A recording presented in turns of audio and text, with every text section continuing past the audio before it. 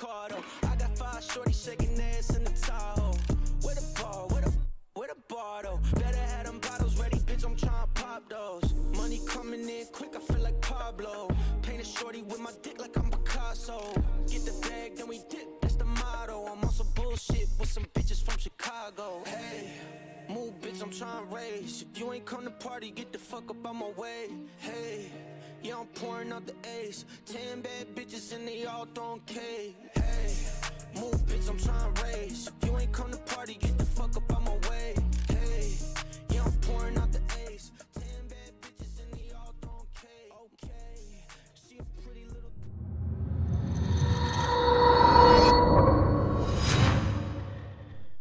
What's up, guys? I ended that a little bit early, but you know what? It is what it is. So Buffalo Bills defeat the Miami Dolphins 34-31, first round of the playoffs. And you know what? As a Dolphins fan, I feel kind of good. You know? Overall, there was a lot of mistakes made in that game by coaching, by defense, by Skyler, by Waddle, by Hill. I mean, there was mistakes across the board completely. We left so many points up on the board. We left, we practically let them score 34 points almost like it was nothing. We had some great defensive appearances. We had some really bad defensive appearances. And they just, Josh Allen's Josh Allen. He got the job done. He was short, just for you, Jacob. I'm going to mention that at the very end, he was short. Not the reason we lost. The reason we lost, we used 3 timeouts in the second half because we were going to have a delay of game. Then, once we're out of timeouts, it's 4th and 1.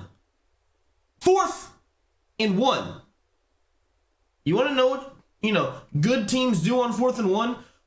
What does the Eagles do on 4th and 1? What does Tom Brady do on 4th and 1? What does Josh Allen do on 4th and 1? What does Justin Herbert do on 4th and 1? What does almost any team in the NFL do on 4th and 1 that has a 92% success rate? QB sneak. And they reset the play clock, by the way. So you had more than 25 seconds. You probably had somewhere around 35, 40 seconds to come up with a play. You get the play in late. You've been doing that all season, McDaniel. You need to get your shit together next year, bud. This is the end of the season. There's a lot and this team has had its up and downs like crazy this year. Like crazy. 3-game win streak, 3-game lose streak, 5-game win streak, 5-game lose streak, 1-game win streak, 1-game lose streak. Overall, if you look at it, we're 9-9. But guys, as a Dolphins fan, if you told me that this game was going to come down to Skylar Thompson doing a QB sneak inside of our own 40, I would have been extremely happy. Win or lose. Unfortunately, he lost. I mean, it is what it is, But clock management, I think he needs to hire someone because he's to help him with game management. Now, he's a very smart person. I mean, he went to Yale. So McDaniel, going into next year, he needs to, practice getting these play calls out faster, be a better decision maker. I think we can all agree that Boyer should be gone. He drew up some good stuff today. I'll give him that. But overall, you're giving up 34 points. If it wasn't, and if we're really being honest here, if it wasn't for Shakir dropping that 50-something yard throw and Dawson Knox dropping that touchdown, what are we talking about here? This is a 40-something points given up at that point. Now, the defense has good players, and the players are well coached for the most part. However, they're not put in a position to do good. And I think that was evident. Now, I do give him massive credit for coming up with the idea of putting a safety as a QB spy for Josh Allen, because he's too quick for a linebacker, but he, a corner where a regular DB is too small to really bring him down. You need a nice hard-hitting safety. So I did like the fact that we put Holland on him. Elijah Campbell had a lot of snaps out there. I did like that. Skylar Thompson missed a lot of throws, but he wasn't being helped either. He had some dimes out there. Waddle had like 3 or 4 drops by himself. Hill had 2 drops and one almost went into an interception. Skylar's 2 interceptions were like, bro, why are you throwing that? The second one I blame more on. I blame it more on Skylar than I do McDaniel. The play call was too aggressive, in my opinion, for a 7th round rookie. And ultimately, we gave up 3 points on that, or 7 points on that play. That's a swing, That's when they took the 3-point lead. Then they took a 10-point lead. Then they went back-to-back touchdowns. Then we got it back within 3 and, just stayed that way. So, it really isn't anything that's like, okay, Skylar, you just did horrible. Like, he didn't do bad. He wasn't helped. If any of y'all in here, let me know what your thoughts are on the game. Let me know what your thoughts are on the game. I mean, obviously, hey, Miami covered. Like, hey, if you bet Miami to cover, Miami covered. Well covered. It is disappointing to not see us win this game. I just, it's really, I'm trying to look on the bright side of things. And the bright side of things is like, hey, with a 3rd string quarterback, we went into Buffalo, one of the toughest environments possible, and we gave him a ball game. That's all I really asked for before this game was give me a ball game. I mean, given I asked for the same thing a month ago when we were in Buffalo on a 3-game lose streak, I'm like, give me a ball game. And hey, they gave me a ball game. I'm still disappointed in the end because I feel like there was opportunities to win the game. Jason Sanders, the Sandman, scared me on his first kick. But overall, buddy, you know what? You got us into the playoffs. You made your kicks in the playoffs. I like you again. You're back on my good side. McDaniel was like mostly on my good side. He has some good plays. Waddle was on my shit list for like, excuse my language, but he was on my shit list for like a good 2.5 quarters of that game. He finally showed up in the last like few minutes of the 4th quarter.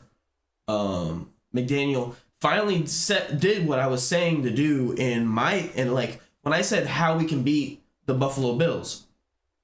I said, get into your playmakers' hands. Make easy throws. Now, there wasn't really that many easy throws, but, we were anticipating some, like, crazy, tricky plays. Like, we didn't really see any of that.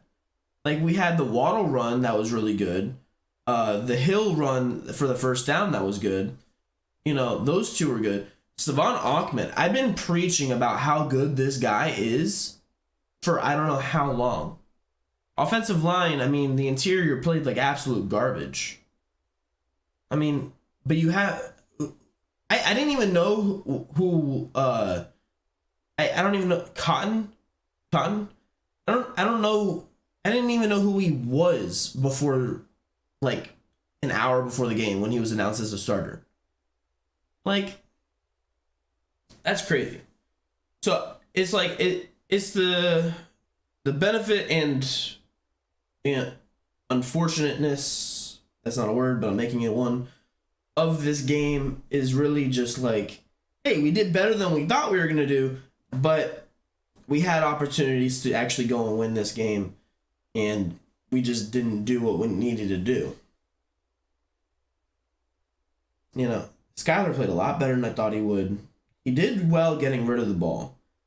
I will say that. He getting rid of the ball when the pressure was in his face, getting rid of it. did a tremendous job with that for the most part. Had some dangerous throws. I'd be like, bro, take the sack. But overall, I can't really sit here and say I'm disappointed. Like, I'm sad a little bit, yeah. I'm not really angry. The only thing I'm really gonna be angry about is clock management. I don't understand how you have to use 3 timeouts. How are you breaking the huddle with less than 10 seconds left? I felt like Nathaniel Hackett at the beginning of the year. Like, hey, the play clock is at 10. Why are you breaking the huddle now? And the thing is I believe the rule is that the communication is cut off between coach and on the field with 15 seconds left. I believe that's the rule. So if he gets the play call in or like half a play call in, at that point it's like now you're just relaying. You need to get the play calls in fast. You need to be breaking the huddle with like 15 seconds left. Let your quarterback see the field. Now, given it looked like Skylar played better when we were snapping it with 0 seconds left. Like, I swear we probably had like 14 delay of games that weren't called. But hey, the rest were not on our side either, so obviously it was short.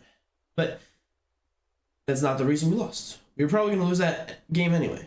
We're going to, even if they punt there, like Tony Romo was saying, we get the ball, the best case scenario, we get the ball at our own 25. At that point, they're going to play prevent, massive prevent, with like 20 seconds left, 22 seconds left. That's best case scenario. And 10 seconds to come off the clock just to get to the 50. And at that point, you have to throw a jump ball. Who on this team is going to catch a jump ball? Raycraft? Sherfield? Hill's like 2 feet tall. He's not catching a jump ball. Waddle? He's had drops I don't know how many times.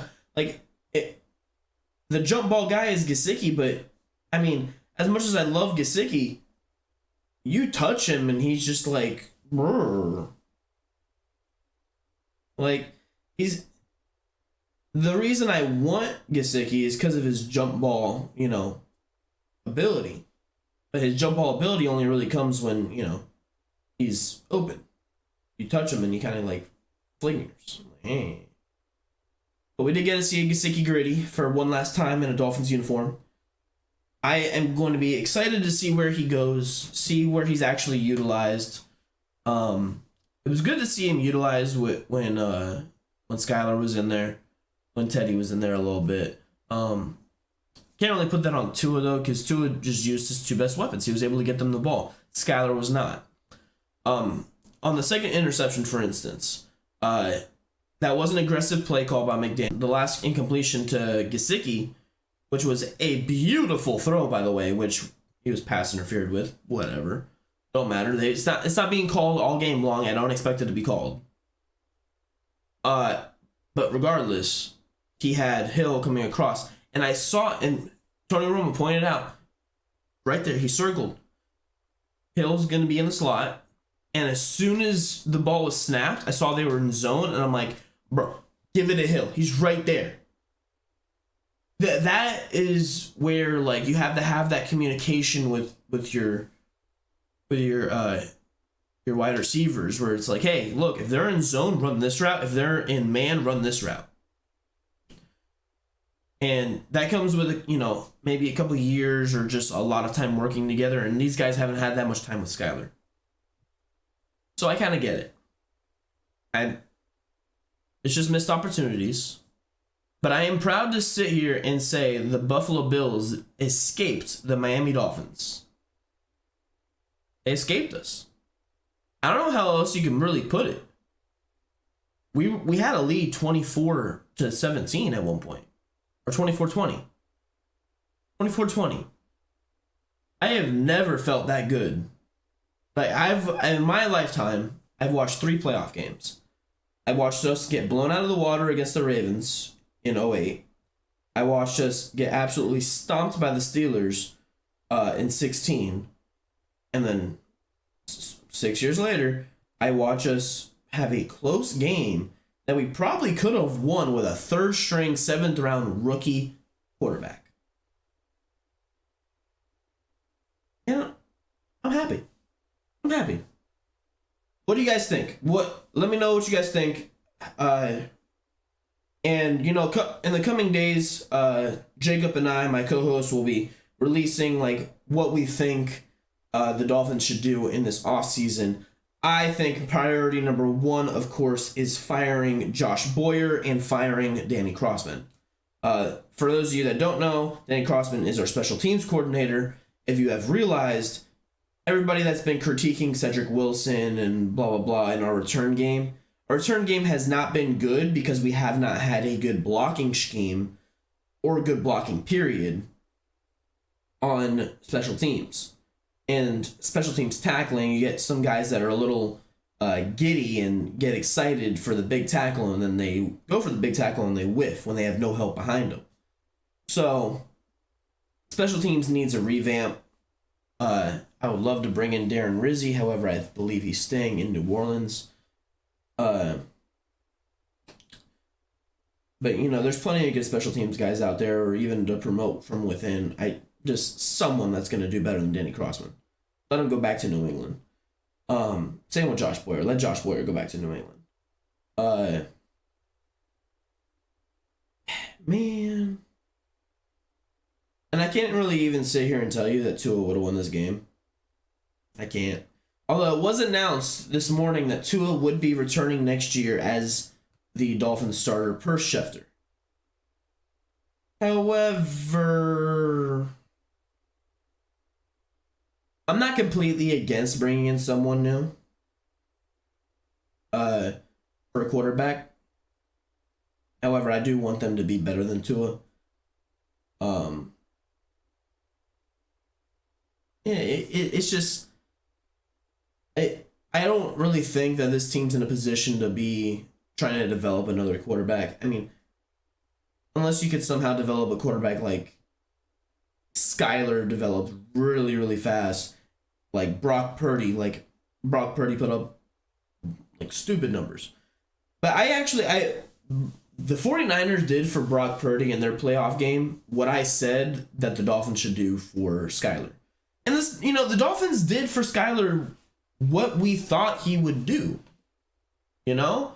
The Dolphins, they ran some screens. They didn't run as much as I wanted to. They ran a couple of reverses with Hill and Waddle. They didn't do that stuff as much as I would have liked them to do. But, for instance, like, your running game up the middle was not that good. And people could say it's on Mostert, blah, blah, blah, blah, blah. The reality is that when you have an interior lineman such as, I don't know his first name, but Cotton, the guy that started at left guard today, is his second career start ever, and it's in a playoff game against the Buffalo freaking Bills. Yeah, you know, you don't expect things to go all that well. Now, he played decent in pass protection. Robert Hunt, who hasn't played right tackle since his rookie year, played decent, but he had some struggles.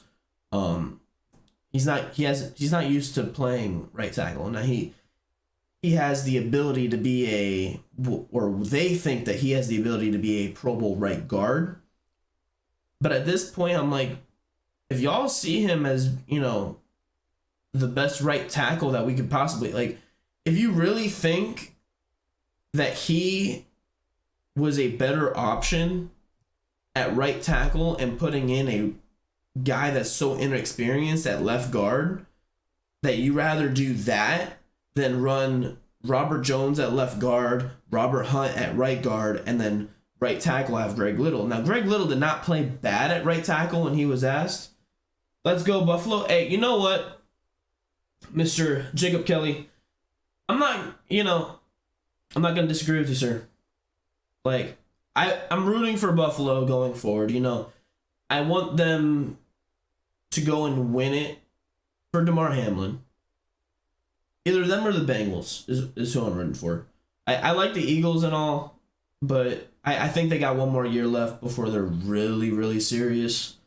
I mean, they're number one seed and all, but hey, you know, Titans were number one seed last year. I'm getting over a cold, sir. I'm getting over a cold. So, yeah. I have a little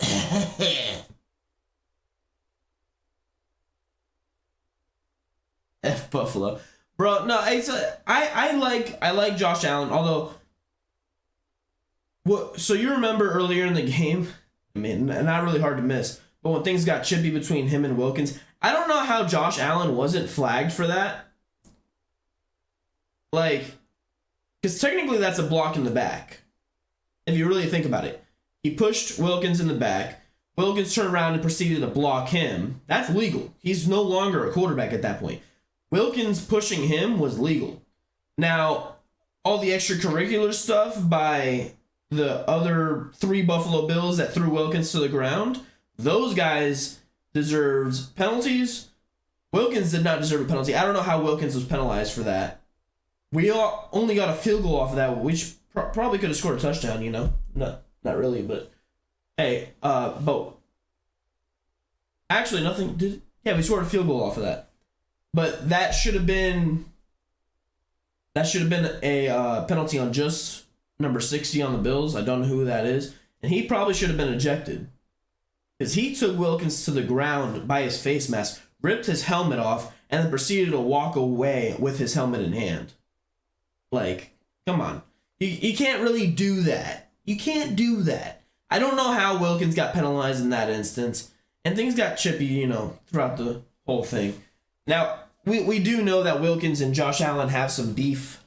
They don't exactly get along on the football field. Josh Allen had a little incident where Wilkins tickled his little testes. I think that was like a year or 2 ago. I don't remember. Yeah, Josh Allen and him haven't really seen eye to eye on that in a while. But Mr. Jacob Kelly, tell me your thoughts on the game, sir. Let me know. I want to hear what your thoughts are on the game. I want to I know you had absolutely zero expectations, as did I. You actually predicted a closer game than I did. Wiener broke to me. Yeah, exactly. But I remember you had you predicted 35-20. But I predicted 35-10. Not even gonna lie. I had zero faith. It is what it is. Yeah. My immediate thoughts were why are you not just QB sneaking it on 4th and 1? It do in fact be like that sometimes. Bro, you know what? All in all. Oh, that's right. I forgot you're a closet Giants fan. Yeah, whatever. The Ravens gonna win today, and then they're gonna trade Lamar Jackson for a 1st-round pick. They're gonna stick with Snoop Huntley. That's what they're gonna do.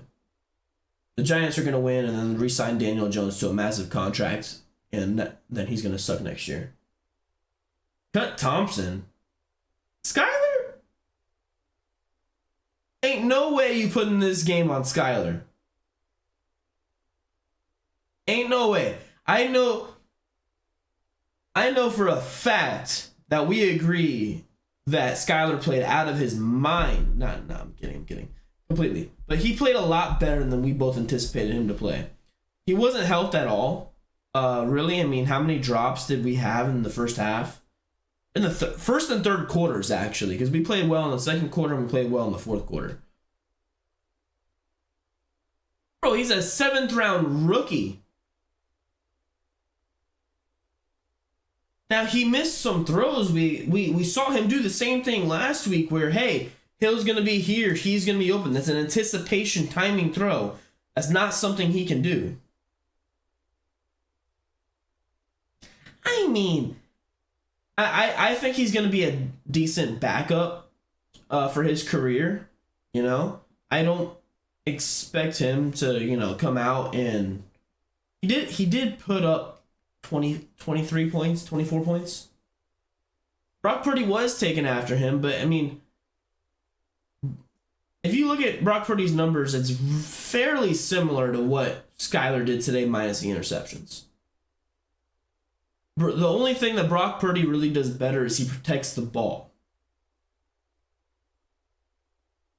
Like, what I was talking about earlier you missed was the chart, or the 49ers did exactly for Brock Purdy what I said that we needed to do for Skyler, which was get these screens, get the, okay, it's a little cap, not much, little cap, but get the screens going, get the I was just talking about these particular games, but get the screen game going, get easy throws. Brock Purdy did, like, he hit his open guys. Now Skyler, there was times where he was forcing the ball, he wasn't hitting the open guys. But then again, there was times that he was throwing an absolute dot and Waddle dropped it. Hill dropped it. Who else dropped the ball? I mean, it was a ridiculous amount of drops. If you really want to put that last throw that to Gesicki, he should have hit Hill over the middle. I mean, I'll take Carr over Thompson, but I'm not going to take Carr over Tua. I know you're trying to get me to go on a rant here. That's not going to happen. It's just simply not going to happen because Tua's going to be our starter next year. So you're SOL, sir. But there are things that, Purdy does extremely well. But I was saying, as far as like what we do for our quarterback. Hey, what about the handsome guy? Hang out with the handsome guy. That's Buns. As I was saying though, like, and there's someone else in here. Someone else, chat with me. But basically, Purdy, Skyler. Purdy had how many yards after catch? Had a run game. We didn't have a run game. We didn't have yards after catch, really, besides from Ahmed. That was really it. We had interceptions and defense, the 2 interceptions helped tremendously. The fumble recovery, that touchdown. So those 3 turnovers by themselves led to actually, I'm trying to think. Did we get a field goal off the X interception? I forget. I think we did. So we got a field goal and 2 touchdowns off of those 3 turnovers. So that's 17 points. 17 points off turnovers. And then we had that nice 50-yard return that led to another 3 points. That's 20 points there. We had the longest drive that we had was the 75 yards when we ran it in, when we ran it in on that last touchdown that we had to get within 3. That was the longest drive that we had the entire game. Skyler didn't play good. He didn't play bad. He had a couple bad decisions that when he threw that interception, the first one, rolling out to his left, I was literally like sitting there like, can someone tell Mike McDaniel, hey, this guy's a righty, not a lefty. Why are you rolling him out left on the first drive? So, and then once again, his 2 interceptions led to 2 touchdowns. So, turnovers, man, turnovers. But guys, I think I'm going to call it there. This is a nice little, how long I've been live? Almost 30 minutes. With you guys. We'll be putting out content, I believe, starting tomorrow, talking about what to do in the off season. I believe Jacob's going to be up first on Monday, and then we'll go back to me. We're going to talk about some coaching changes that could possibly take place, some personnel changes that could possibly take place, what we think would be the best case scenario going forward for us. We'll officially know our draft pick by the end of this week. So, stay blessed, stay healthy. Love you guys. Don't forget like and subscribe. Ring the bell so you can get the notifications for when we drop our videos and go live. We should be going live probably once a week now, just to talk about, Dolphin stuff. But not really, we have no more games. Season's over, is what it is.